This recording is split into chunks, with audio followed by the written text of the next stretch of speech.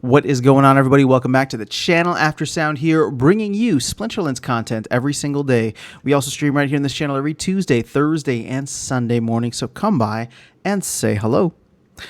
All right, guys, you ready for a little bit of a hot take? I can already tell, I can already tell the comments for this are probably going to be a little spicy, but I think it's worth exploring this idea, and I want to just preface before even jumping in. This is not meant to throw shade at anyone or any such thing. I'm calling it like I see it, and I'm trying to present a constructive and productive plan moving forward, at least in terms of perspective. Okay, so let's talk about our two main tokens in this ecosystem, SPS and DEC. We're going to leave vouchers out for right now. I'll talk about vouchers another time. Now, for people who might be new, right, SPS is the governance token. There's only 3 billion that will ever be minted. We're almost halfway through the distribution phase.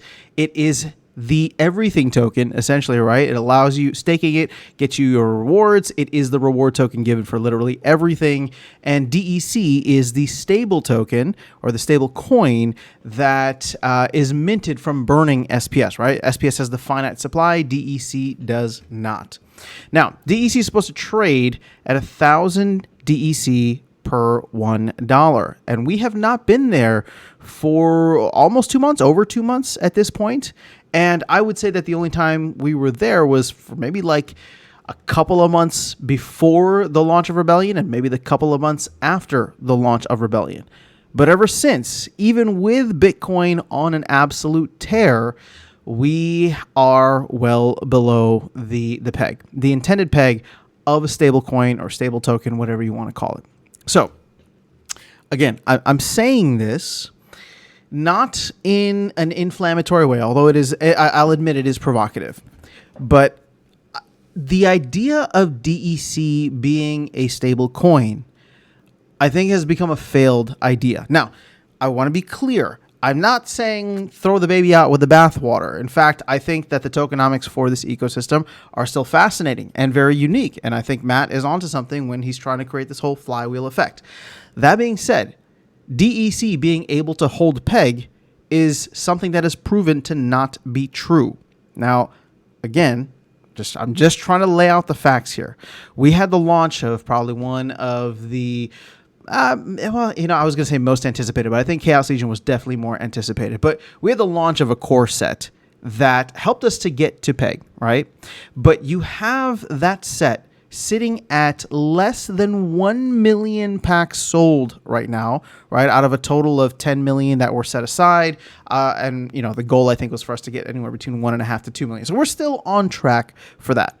But this product, right, has been in stores. And the reason I say product is because one of the unique ideas behind DEC is that it is a product-backed stablecoin. That's kind of the innovation that Matt's going for, which I think is still fantastic, right? But you have a product there on the shelf. It's been on the shelf for 5, almost 6 months already. And it by itself has not been able to help keep DEC at peg. Now, we also had very recently another product in this ecosystem, the promo cards, that at least I personally thought would have helped to get DEC back closer to peg. It did not, right? There was even a decent amount of sales that came through, but again, it did not help SPS get any closer to peg. You can see we are still, 25-ish%, anywhere between 20 to 25, sometimes even 27% below peg, right? At 73 cents per dollar or per 1,000. Now, we've also just gotten confirmation that the other major product that usually comes within the cycle of these core sets, the mini set, is no longer happening. So I'm just looking at it and saying, well, you have a product on the shelf, what should be a highly desired product for the current player base, right? We haven't sold even over 1 million packs yet. It's definitely powerful, and there may be some added benefits in terms of the legendary summoners coming soon. But you had the promo card sale, which didn't really move the needle. Now, hopefully we'll have more of those. Again, from a game perspective, it's fun. I want us to have more. But from a DEC burn or DEC lockup perspective, or just a DEC demand perspective, we didn't see anything. And we're no longer going to have the mini set, which could have and should have been another major driver for DEC demand. So I know there's still one little X factor that's in the back of everybody's mind, and that's what's SoulKeep going to do. But guess what? We haven't heard anything on SoulKeep, so until even now, until this point, we don't know if it's real yet, right? So, sorry, you can tell there's a little snarkiness coming out here. Now, that being said, I do want to offer a constructive kind of approach to this. If we look at DEC, and again, I'm not trying to take anything away from DEC and what it is and what it's accomplished and what its role is supposed to be as part of this flywheel. My argument here is simply, at this point in time, with the tokenomics design the way that they are, with where we are in the distribution phase in terms of the amount of SPS that is currently out and the amount of SPS that is still set to come out, more than 1.5 billion, with the current player base, with what we've seen so far this year in 2024, right? The bull run-ish are the early parts of the bull run that happened that left Splinterlands behind, right? Bitcoin going from whatever it was, all the way up to 70K. We saw a lot of other gaming tokens pop off, SPS hitting new all-time lows. My argument here is that it is much more important. In fact, it is of paramount importance that we protect and direct everything, all of our efforts, to the SPS token. So what do I mean by that? Well, with DEC being a product-backed stablecoin, you want everything to be priced in DEC to create that demand. And as I said earlier, we have a product. We've had several products, and we may be getting something with, again, I still hold out hope for SoulKeep, right? That's the little X factor there. But outside of that, we have a couple more promo cards coming between now and we'll say next year, right? So a full 12 to 15 months from now, we'll have a couple more promo cards. And that's about it, because there's no mini set anymore. So that demand to help drive DEC not just back up to peg, but we not only need it to get back up to peg, we need the demand to be so outrageous that it burns all of the extra SPS that's out there. I'm saying we just put that out to the side. DEC will burn no matter what, because anytime there are market transactions, anytime there's people that start up new guilds, there will be sinks for DEC over time. But as of now, look at this. We're struggling. We have not been able to get DEC for the last, we'll say 40 days, right? This is 120 days. This is about 1/3 to 1/4 to 1/3. For the last month plus, we have not been able to get DEC supply down, meaning that demand, supply is growing at the same rate as demand. Now, sure, some of that may be that we're burning cards, some of it may be that we're burning SPS, but like I said earlier, I believe that our main focus should be on SPS. Now, I don't know what that means. I'm not trying to prescribe anything specific with it, but I do think the things that we have in our control, the things that we may be able to work out with the team, for example. And what I mean by that is like the DAO, right? When I say we, it's the collective ownership of the DAO. I think that we should be looking to try and get as much SPS out of the ecosystem as possible, a liquid SPS out of the ecosystem as possible. So the only demand drivers that we know of in the future, since there's not going to be any mini set, are the, what's that called? Are the promo cards. And again, we're probably not going to get one for a couple of months, and we'll probably get 3 over the course of this year and early next year, or 3 more, I should say. My thought process is for that and for anything else that the team might, deem as good, just like demand drivers for DEC, we put that all over to SPS, right? So here's my thought. Again, I'm not. This isn't fully fleshed out in terms of like I have a plan. I'm just saying that we need to shift our focus. My thought process is that for the next 3 promo cards, and I was going to make this a separate video, but we'll just include it here. I think we could even do a Vruz 2.0 wherein we try to lock up as much SPS as possible into the DAO, because burning it for DEC is fine, right? But I think, we can burn it for whatever, but obviously that just creates more DEC inflation. What I would rather do is kind of future-proof rewards and lock up the SPS in the DAO, right? You can see here that we have, I don't even know how much is in the DAO, but there's definitely over a billion, maybe even 1.1 billion that is currently either staked or liquid. And I consider anything that's outside of the DAO not liquid. We got to find another word for that. But anything outside the DAO is just, that needs to get eaten up by the player base. So what is the main purpose of doing this? Well, it's because, as I've said in many times before and many videos before, SPS going up in value. And what's the layer behind that? Driving demand for SPS, meaning more people are buying SPS, or not more people, but SPS is being bought more than it's being sold, is the only way that's going to happen for SPS to go to the moon, is the best form of marketing. And if we want to get players, new players, to come check out the game, we need to have that solid green candle. Because I'll be honest, when people call Splinterlands a dead project, it may not be one, but it's definitely playing dead, right? I mean, it's not dead, but it's really good at playing dead in terms of if you look at everything that's happening in the ecosystem. And what do people do? First impressions are everything. Never judge a book by its cover, but unfortunately, that's what it is. People will go to the charts, and they will see that chart and how pathetic it looks for SPS.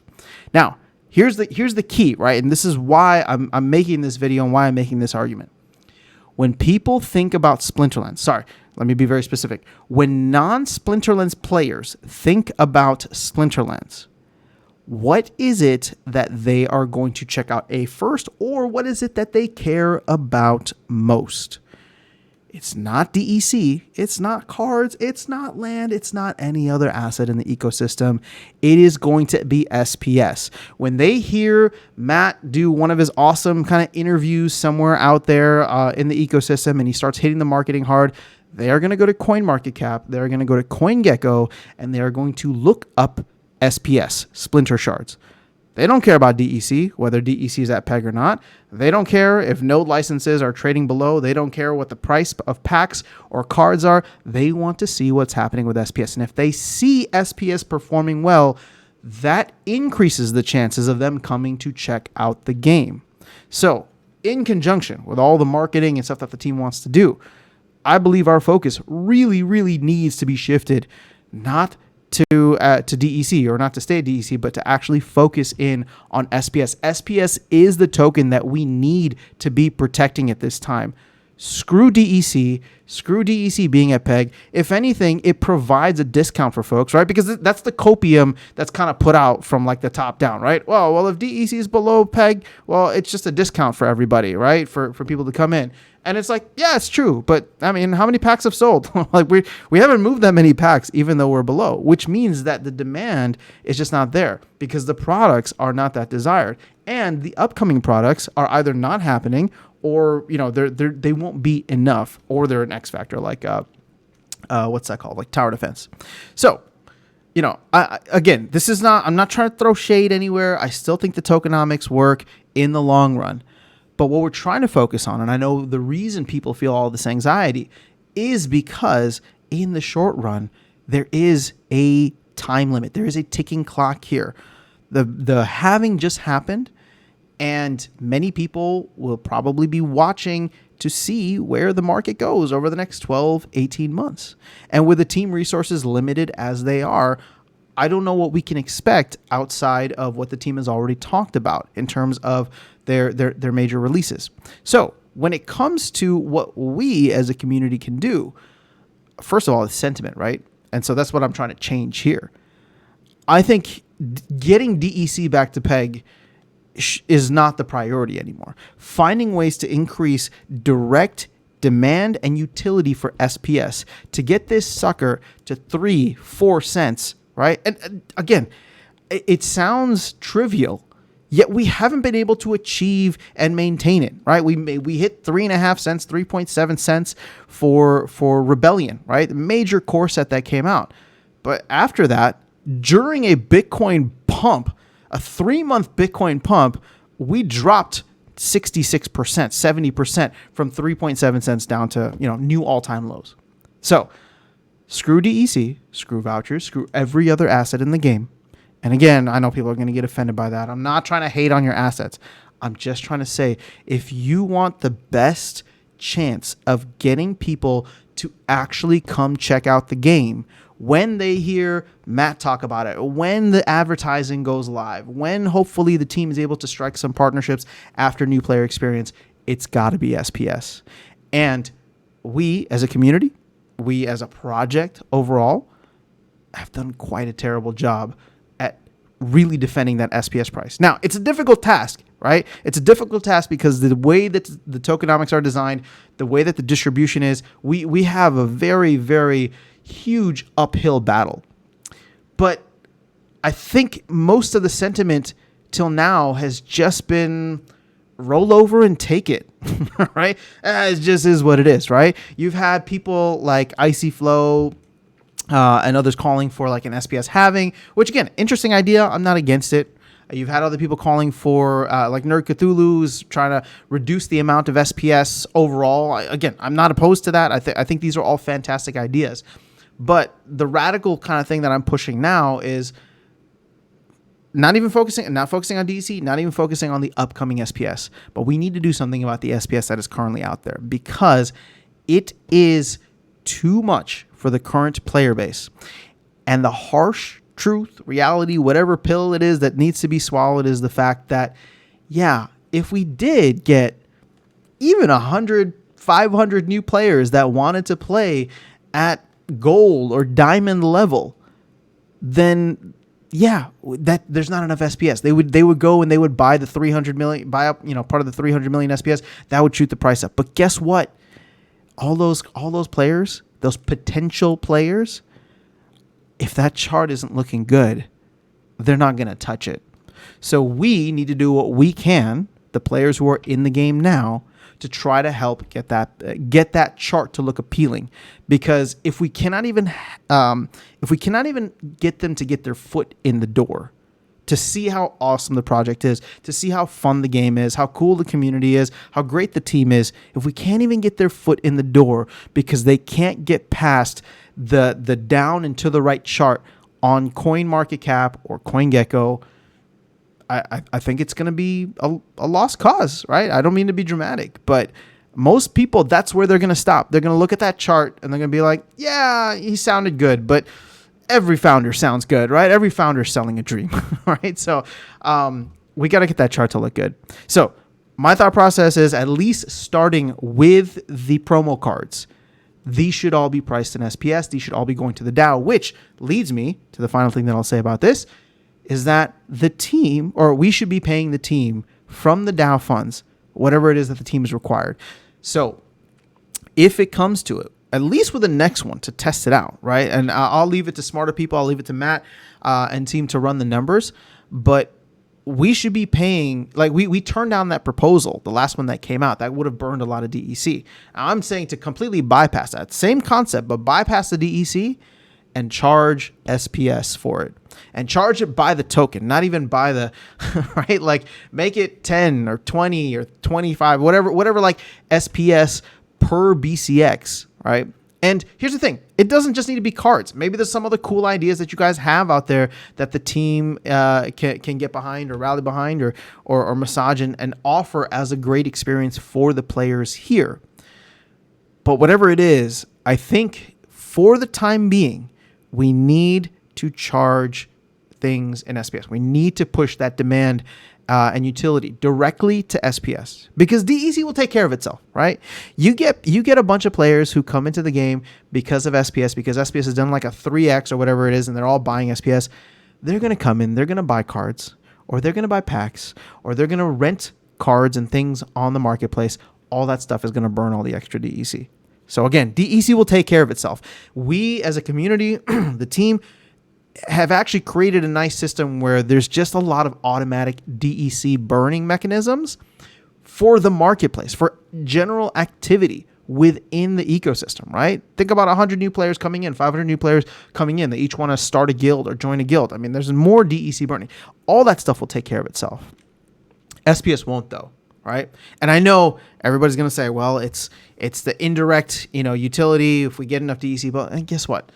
We may not even get to that point, right? We may not even get to that point because our community, the player base as it stands right now, can't even keep DEC at peg. So let's toss DEC over to the side lovingly. We'll get back to it and focus in on SPS. All right, that's my soapbox. I'm going to get off of it. Let me know your thoughts in the comments below. I know this video went a little bit longer, but I really wanted to explain my position on this and why I think it is super important as we are rounding the corner here into what I'm hoping will be a fun summer post-halving. And even if the summer isn't fun, okay, even if, things get muted, my expectation usually in a halving is that at some point, usually by Q4, things get interesting, which I know Q4 seems so far away, right? We're 5 months away from October right now, actually maybe 4.5 months, but it takes time for a lot of these things to take place, right? I mean, the proposals alone are a 2-week process. So, if somebody wants to write up a Vruz 2.0 or somebody's got a great idea for, I don't know, some kind of experience or tournament or something like that, I'm all for it. But we got to push this demand directly to SPS and just leave DEC for the minute. All right, guys, let me know your thoughts in the comments below. That's all I got. I'll catch you all in the next one and see you around the game. Take care.